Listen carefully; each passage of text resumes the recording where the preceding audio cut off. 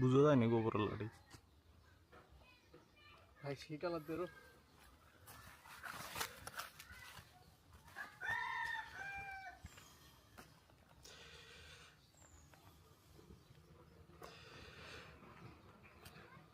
এগুলো হচ্ছে এগুলোর কি বলে নাজমুল, আমাদের আঞ্চলিক ভাষায় কি বলে?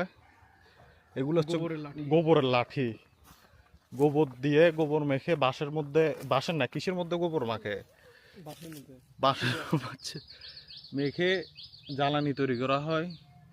এবং আমাদের গ্রামীণ ঐতিহ্যের একটা অংশ। এবং এটা দেখেন সবাই, বোকা চোদা, দেখেন সবাই। তো ফ্রেমিংটা দেখ তুই, অসাধারণ ফ্রেমিং হচ্ছে। এই যে গোবরের লাঠি। দেখেন সবাই ওফ, আমার সুমন মারবে।